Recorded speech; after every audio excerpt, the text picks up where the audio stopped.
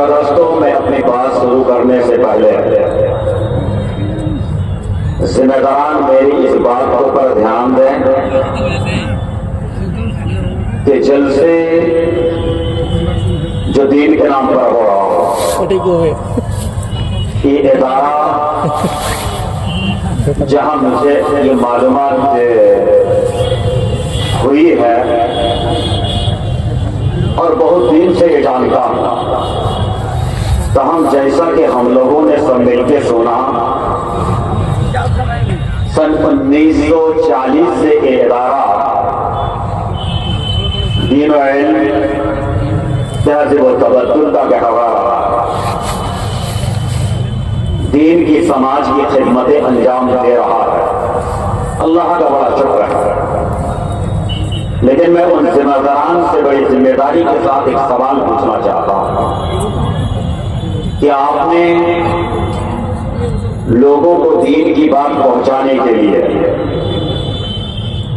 ان کے حالات کو سدھارنے کے لیے،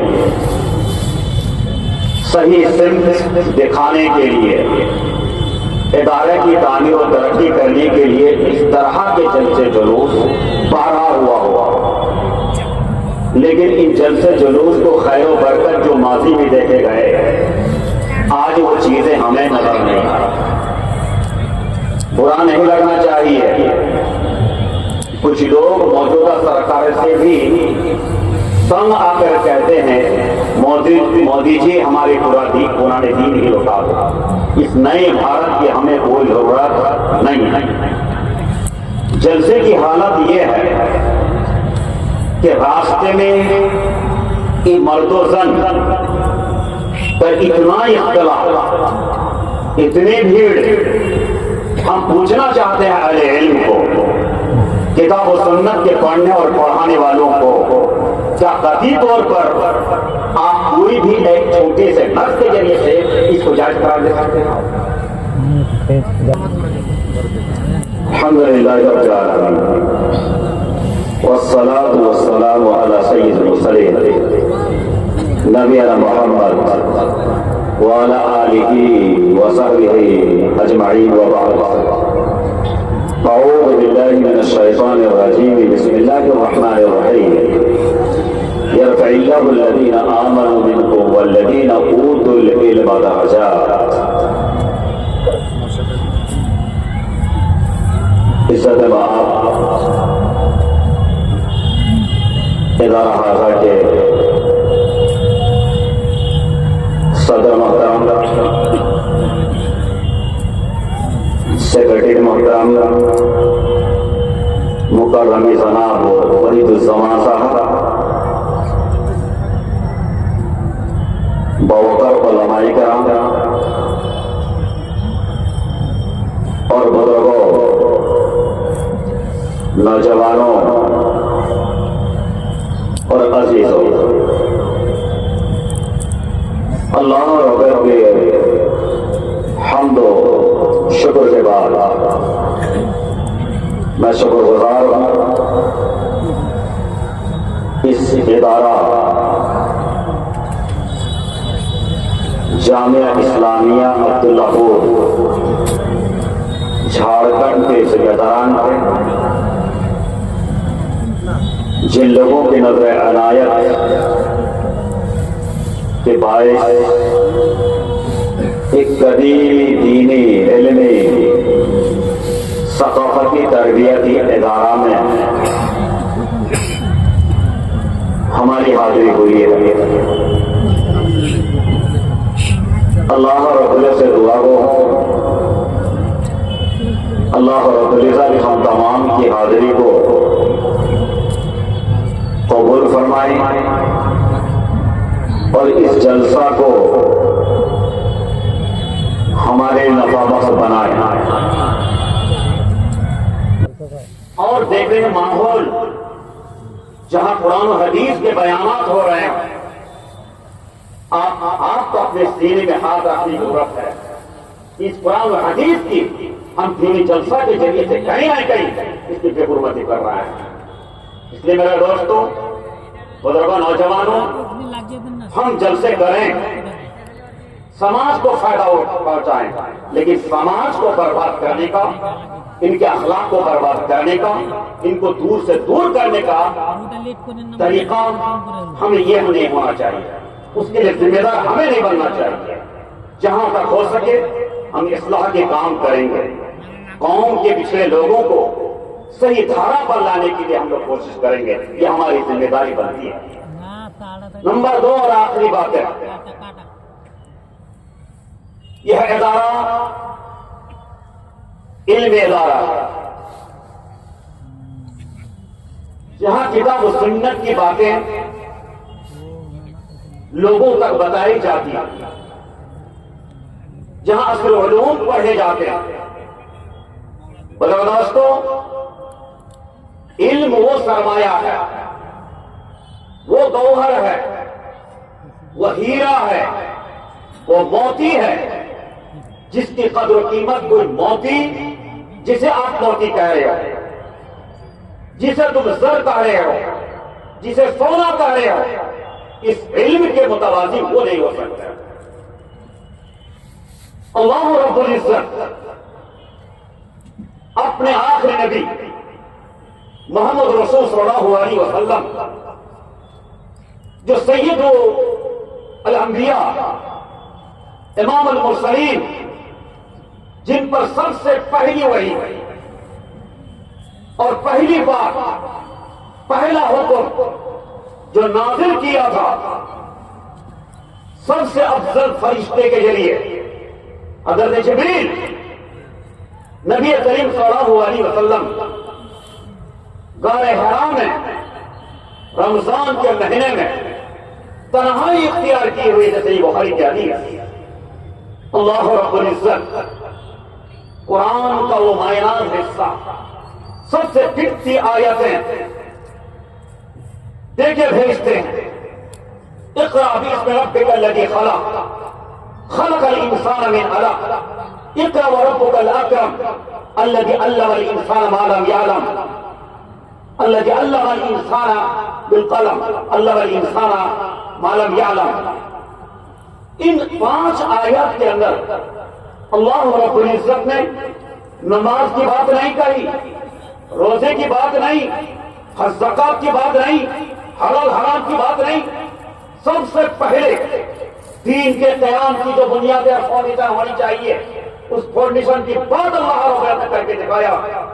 پڑھائی پڑھائی، تعلیم تعلیم، تربیت، اس لیے کہ تعلیم کے بغیر ہمارا دین نہیں ہو سکتا، ہمارا سماج نہیں چل سکتا۔ آج دنیا کے اندر خوبصورتی دیکھو، دنیا میں جینے کا سلیقہ اگر دیکھو گے، قوت دیکھو گے، یہ علم کے اندر اللہ رب نے پنہاں اور پوشیدہ رکھا ہے۔ جب تک یہ مسلمان اپنے اس سرمایہ کے ساتھ نہیں جوڑے گا، تب تک اس کی تعمیر اور ترقی نہیں ہو سکتی۔ اسی لیے حدیث کے اندر آتا ہے، الحکمت العلم الحکمت ضالۃ المؤمن، علم و حکمت یہ مومن کا گمشدہ شے ہے، لہذا اپنا گمشدہ مال کو کہیں بھی تم مل جائے تم وہاں جا کے اٹھا لیا کرو۔ بھائی دوستو، یہ دین گہوارہ ہے، علم کا گہوارہ ہے، یہ چراغ جلا ہے۔ آپ اگر ہوش مند ہو، شعور آپ کے اندر بیدار ہے، اس گہوارہ سے آپ کو کچھ لینے کی ضرورت ہے، اس چراغ سے اپنی روشنی حاصل کرنے کی ضرورت ہے۔ اللہ رب العزت قرآن حکیم کے اندر متعدد مقام پر، متعدد آیاتوں میں طرح طرح سے اللہ رب العزت نے علم کی بات کیا ہے۔ میں تو سمجھ رہا ہوں قرآن کے مطابق کہ اللہ رب العزت نے اس امت کو تعلیم پر جتنا بوہارا ہے اس قرآن کریم کے اندر، نماز کی بات بھی اتنی نہیں کی، روزے کی بات اتنی نہیں کی، زکات کی بات اتنی نہیں کی، حج کا معاملہ اتنا نہیں تھا جتنا کہ اس علم کی بات کی، اس لیے کہ علم وہ گوہر ہے، وہ ہیرا ہے، وہ موتی ہے، وہ اللہ رب العزت کا وہ انعامات اور احسانات ہے، جس کی قدر انسان اگر نہیں کرتا ہے تو کبھی بھی اپنی سرخ زندگی گزار نہیں سکتا۔ دوستو، قرآن کریم میں اللہ رب العزت نے فرمایا، لقد من اللہ علی المؤمنین اذ بعث فیہم رسولا من انفسہم یتلو علیہم آیاتہ ویزکیہم ویعلمهم الکتاب والحکمہ وان کانوا من قبل لفی ضلال مبین۔ اللہ رب العزت آیات مبارکہ کے اندر فرماتے ہیں لقد من اللہ علی المؤمنین، اللہ رب العزت کا بڑا احسان ہے مومنوں پر کہ انہی میں سے ایک رسول کو بھیجا ہے جو اس کتاب اللہ رب العزت کی آیاتیں پڑھ پڑھ کے اللہ رب العزت کے علم و حکمت کو لوگوں کے اندر بانٹ رہا ہے۔ دوستو، علم، حکمت، دانائی، شعور آگاہی، یہ انبیاء کے میراث،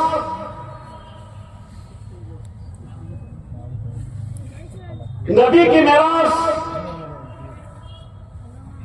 حضرت ابو ہریرہ رضی اللہ تعالیٰ عنہ ایک بار مدینے کے بازار میں جا کے لوگوں کا اعلان کرتے ہیں کہ لوگوں، اللہ کے نبی کی میراث مسجد کے اندر تقسیم ہو رہے ہیں، ترکہ بانٹا جا رہا ہے، تم کیا کر رہے ہو یہاں پر؟ لوگ جہاں دوڑی آئے، ابو ہریرہ نبی کا ترکہ، نبی کا میراث؟ ہاں ہاں، مسجد میں بٹ رہا ہے، جا کے دیکھو۔ لوگ دوڑ کے آ رہے ہیں، مسجد میں دیکھا تو وہاں تو کچھ لوگ قرآن پڑھ رہے ہیں، کوئی تسبیح تحلیل میں ہے، کوئی باتیں سیکھتے سکھاتے ہیں، تعلیم دیتے ہیں۔ تو کہا ابو ہریرہ تم نے تو کہا تھا کہ نبی کا میراث یہاں تقسیم ہو رہا ہے، کہا یہی تو نبی کی میراث ہے، یہی نبی کی میراث ہے۔ نبی کریم صلی اللہ علیہ وسلم دنیا میں ہمارے لیے معلم، ٹیچر، پروفیسر بن کے آیا تھا۔ نبی کریم صلی اللہ علیہ وسلم مسجد میں تشریف لے آ رہے ہیں، وہاں صحابہ کرام ایک جماعت ایک جگہ میں بیٹھی، دوسری جماعت بیٹھ کر کے کچھ لوگ سیکھتے سکھاتے ہیں، پڑھتے پڑھاتے ہیں۔ نبی کریم صلی اللہ علیہ وسلم اس جماعت کے ساتھ جا کے بیٹھ جاتے ہیں جو لوگ سیکھنے کام کرتے ہیں، تعلیم لینے کا کام کر رہے تھے۔ اور آپ نے کہا کہ لوگوں تمہیں برا نہیں لگنا چاہیے، انی بعثت معلما، مجھے علم سے محبت ہے، اس لیے کہ میں اللہ رب العزت نے مجھے معلم بنا کے بھیجا، ٹیچر بنا کے بھیجا۔ بھلا دوستو، تعلیم سے جوڑیے، تعلیم سے محبت پیدا کیجیے۔ جب تک یہ امت مسلمہ یا مسلمان تعلیم سے محبت کرنا نہیں سیکھے گا، ان کی تعمیر و ترقی نہیں ہو سکتی۔ دنیا کے اندر میں آپ محنتی ہو، ہر طرح کے محنت کر رہے ہو، لیکن ابھر نہیں پا رہے ہو۔ یہی وجہ ہے کہ ابھرنے کی، دنیا پر حکومت قائم کرنے کی جو گر تھا، جو راز تھا، اس راز کو آپ نے چھوڑ دیا ہے میرے دوستو۔ علم آپ کے عمل سے پہلے ہے، آپ کی بات سے پہلے ہے۔ اگر علم آپ کے اندر نہیں ہے، تعلیمات نہیں ہے، تو آپ اپنی منزل کو محنتیں کرتے جائیے، کبھی بھی اپنے منزل اور مقصد کو نہیں پا سکتے۔ مثال سمجھیے، ایک آدمی 2 دن پہلے کہا میں فلاں جگہ جانا تھا، تو وہاں مجھ کو 2 گھنٹے زیادہ لگ گئے وہاں، اور ہم بھی وہی کہہ رہے تھے کہ آپ کے خرقہ سے یہاں کا جہاں پہنچنے میں بڑی دیر لگ گئی ہے۔ کیوں؟ وہ آدمی 2 گھنٹہ پہلے کیوں نہیں پہنچا؟ کہا کہ راستہ بھول گیا تھا۔ ہم نے کہا راستہ بھول گیا تھا تو 2 گھنٹہ تک تم چلتے رہے۔ اگر 2 گھنٹہ نہیں اور بھی اگر 50 کلومیٹر چلے جاتے آگے، منزل تو نہیں ملتا، 3 گھنٹہ اور ہو جاتا۔ کہا مولانا یہ بات کہہ رہے، کہا اس لیے کہ تم کو راہ چلنے سے پہلے جانکاری نہیں تھی، معلومات نہیں تھی، تو تمہیں پوچھ لینا چاہیے تھا۔ یہ 2 گھنٹہ تمہارے بچ جاتے، منزل مقصود کو اپنے وقت پر پہنچ جاتے۔ یہی ہے علم۔ اللہ رب العالمین حکیم کے اندر فرمایا ہے فَاعْلَمْ أَنَّهُ لَا إِلَٰهَ إِلَّا اللَّهُ وَاسْتَغْفِرْ لِذَنبِكَ۔ تم اللہ کی توحید کو اپناؤ گے، اللہ کی عبادت کو اپناؤ گے، شرک سے بچاؤ گے، تو عبادت کو بھی جاننا ضروری، رب کی معرفت جاننا ضروری، بننا ضروری. جب تک تمہارے اندر علم پیدا نہیں ہوگا, یہ روشنی نہیں آئی, تو پھر اندھیرے میں کالا گورا سب ایک ہی نظر آئے گا دوستو. اس لیے تعلیم ضروری ہے, فرض ہے. صحیح حدیث کے اندر, صحیح مسلم کی حدیث میں, طلب العلم فریضۃ علی کل مسلم, علم کا طلب کرنا ہر مسلمان مرد اور عورت کی ذمہ داری اور فریضہ ہے. کیسا فریضہ؟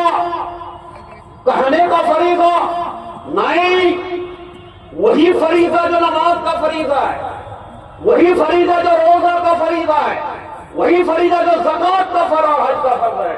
یہ تعلیم حاصل کرنا فرض ہے, کوئی دوسرا معنی نہیں. میں ایک حدیث کے ایک ٹکڑا بیان کر کے اپنی باتیں وعدے کر لینا چاہتا ہوں. سنا ہوگا آپ نے کہ جب انسان مرتا ہے اور قبر میں آ جاتا ہے تو دو طرح کے لوگ ہوتے ہیں. ایک صالح نیک, وہاں منکر نکیر فرشتے آ کر 3 سوال پوچھتے ہیں, تمہارا دین کیا ہے, تمہارا رب کون ہے, اور وہ شخصیت جو تم کو دین لے کے آیا تھا وہ کون ہے. جب یہ سوال ایک فاسق فاجر منافق کو پوچھا جائے گا تو وہ اسی ہی کہے گا کہ نہیں, مجھے پتا نہیں, لوگ کچھ کہا کرتے تھے وہی میں بھی کہا کرتا تھا, مجھے ابھی یاد نہیں ہے. یہ ایسے بہانہ تو دنیا کے لوگوں کے سامنے اور اس مولوی مولاؤں اور ہمارے عالموں کو تو ٹھگ سکتے ہو تم, لیکن فرشتوں کو نہیں.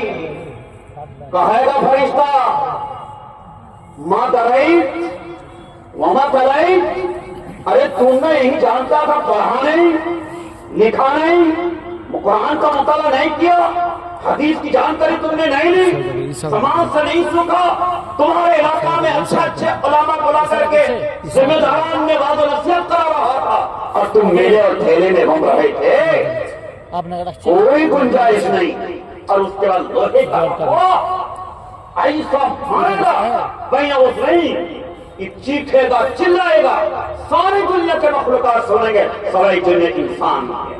بڑا دوستو, تعلیم تو اتنا آسان مت بناؤ, ذمہ داری ہماری ہے.